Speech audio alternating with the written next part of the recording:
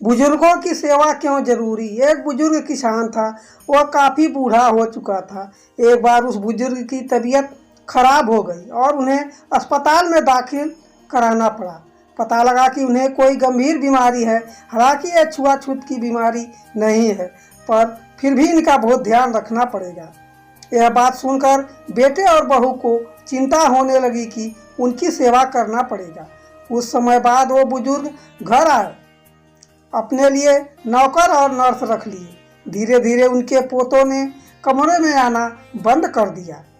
बेटा बहू भी ज़्यादातर अपने कमरे में रहने लगे।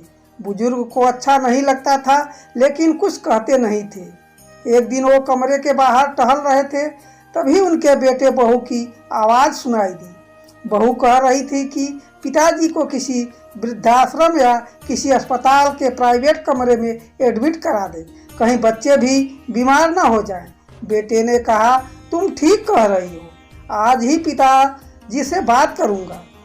पिताजी सारी बात सुनकर चुपचाप कमरे में लौट आए। पिता को यह बात सुनकर दुख तो बहुत हुआ, पर उन्होंने मन ही मन कुछ सोच लिया। शाम को जब बेटा कमरे में आया तो पिताजी बोले, अरे मैं तुम्हें ही याद कर रहा था, कुछ बात करनी है। बेटा बोला, पिताजी मुझे भी आपसे कुछ बात करनी है, आप बताओ क्या बात है।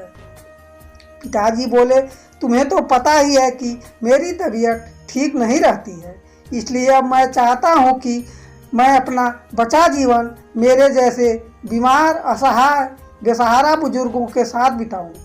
सुनते ही बेटा मन ही मन खुश हो गया कि उसे तो कहने की ज़रूरत नहीं पड़ी, पर दिखावे के लिए उसने कहा, ये क्या कह रहे हो पिताजी, आपको यहाँ रहने में क्या दिक्कत है। तब बुजुर्ग बोले, नहीं बेटे, मुझे यहाँ रहने में कोई तकलीफ़ नहीं है, लेकिन यह कहने में मुझे तकलीफ़ हो रही है कि तुम अब अपने रहने की व्यवस्था कहीं और कर लो।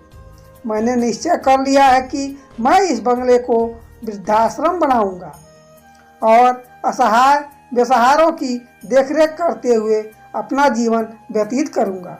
अरे हाँ, तुम भी कुछ कहना चाहते थे, बताओ क्या बात थी। कमरे में चुप्पी छा गई। कभी कभी जीवन में सख्त कदम उठाने की ज़रूरत पड़ जाती है। दोस्तों, अगर कहानी